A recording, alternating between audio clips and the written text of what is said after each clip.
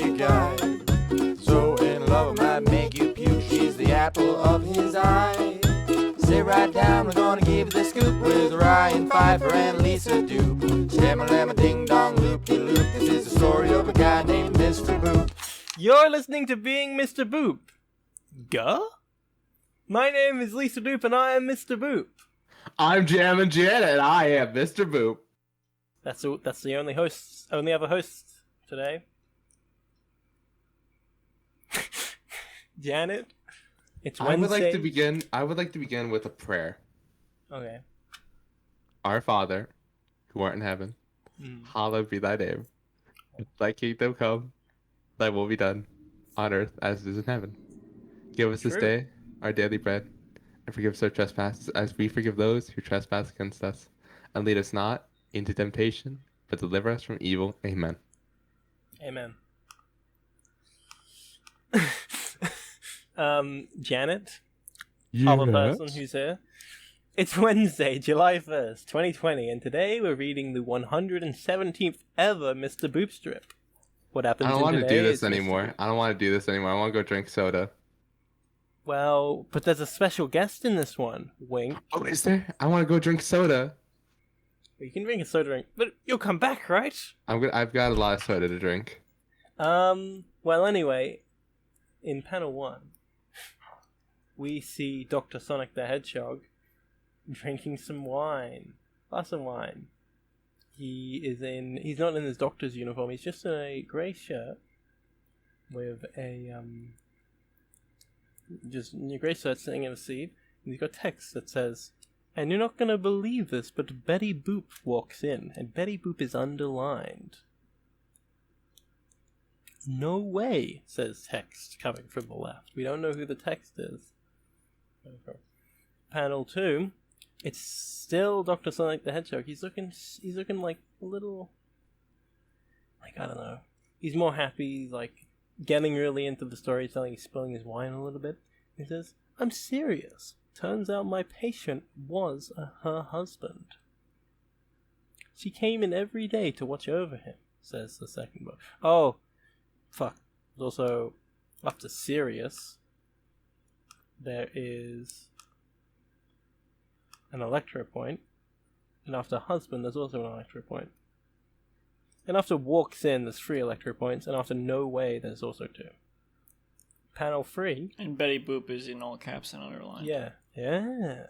And panel 3. Dr. Sonic the Hedgehog is looking shy. Oh, he's so sad. He's so embarrassed or whatever. He's like, "Oh, shucks."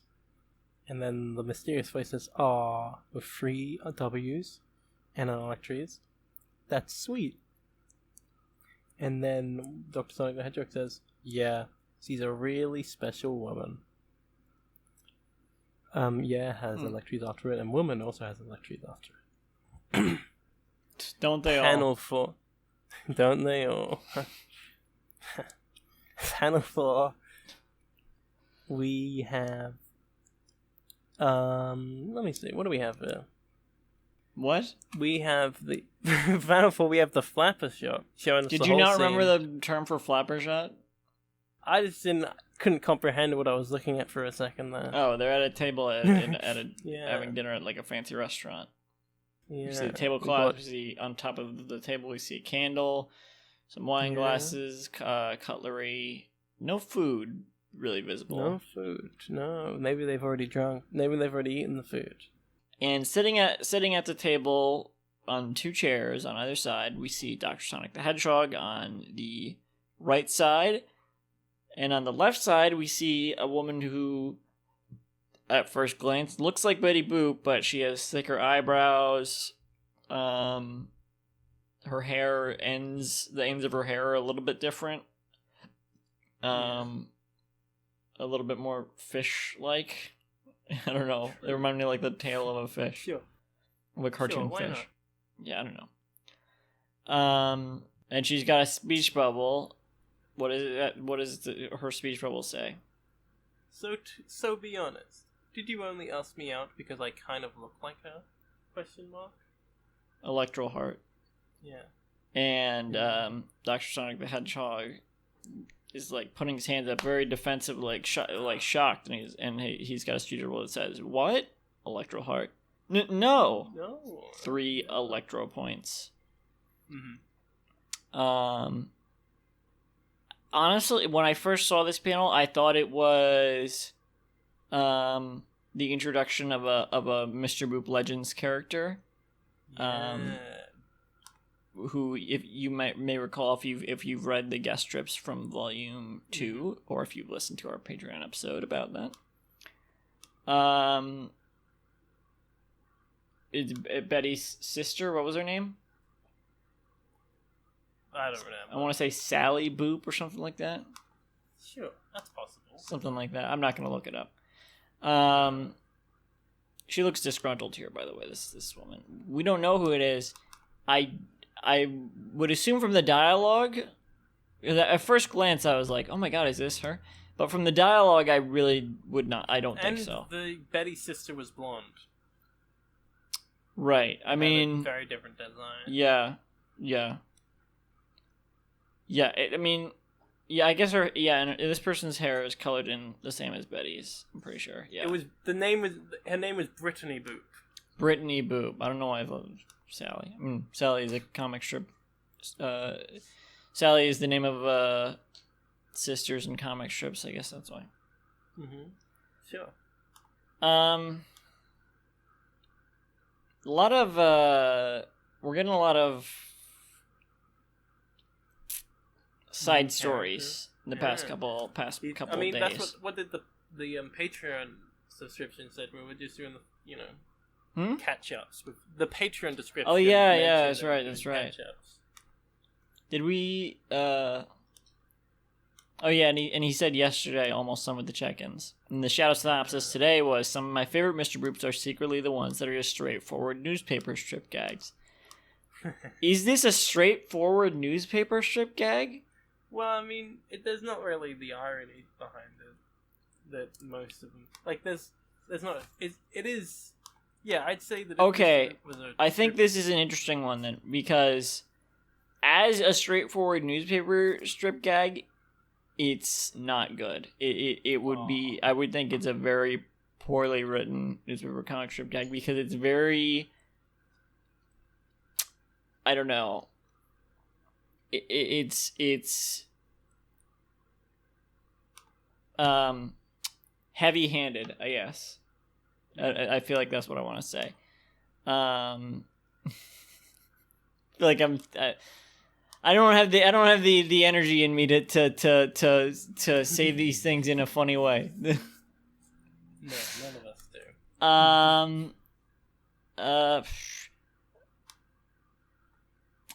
But I don't know.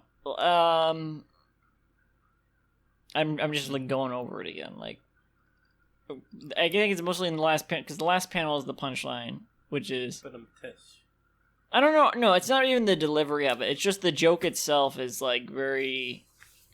Panel 2, marital status drop, by the way. Right, her husband. That's the marital status drop. It's just like. It feels like a joke a kid would write, or a joke George and Harold from Captain Underpants would write, like that sort of like kid joke where it's like very explanatory, or like and then there's a person that looks like the character, and they're like, oh, did you wanted to hang out with me because you thought I was the character? I don't know. It gives me that sort of like kids joke vibe to it, in a way. And it doesn't feel unheard of for. I don't know. I think it works in the context of Mr. Boop. I think it feels like a it feels like an ironic joke in the way that I described. Like it's meant to be that sort of joke. But with his description, it doesn't sound like that is intentional. It just sounds like he was trying to write like an actual traditional punchline. And this is a traditional punchline, but it's like not something most comics in the paper would write, because it's just like not worthy of that. No, I think that if it was a Betty Boop strip, it would include this type of thing. A Betty Boop strip? Yeah, imagine that. I guess there were some comics. No, I don't agree. I think it. No, I don't. I don't know. It's really silly and not in like in a. I don't. It's. I don't know. I don't know how to sell this, but it's like. It's just a doppelganger of the main character appears, which I mean that happens in fiction and things, but name one example.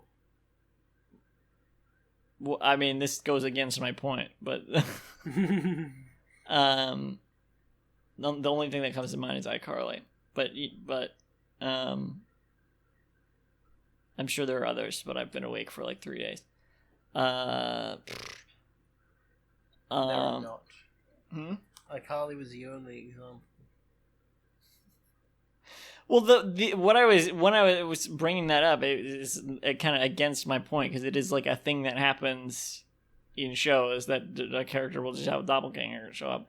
But this is like specifically for the punchline, which is also a thing that happens in shows, but this doesn't have that vibe to me for it, because that's not the joke really. The joke isn't that there's a Betty Boop doppelganger. The joke is like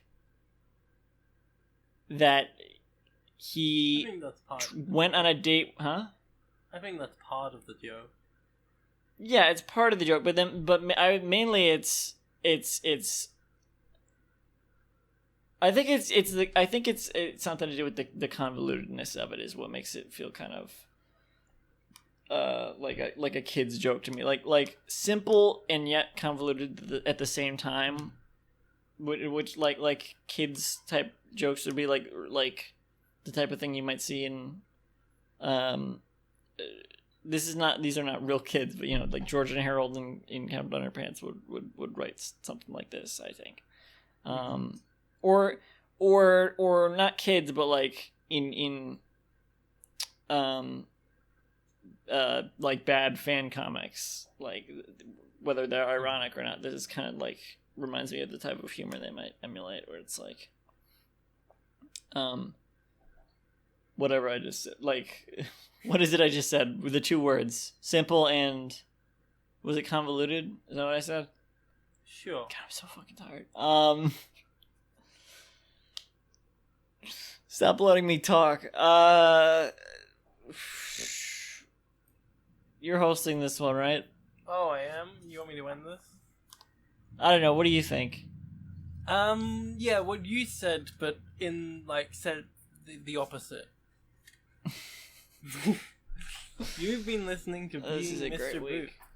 You can call me Mr. Boop. Oh, I thought that was gonna be the tagline I just submitted the other day. You can visit the show's website at www.beingmrboop.com for a full catalogue of episodes and to sign up to host the podcast. For more updates, follow at Mr. Boop Pod on Twitter. I'm gonna start the next episode with that tagline. Thank you. Good night. Yeah. Thank you. Good night.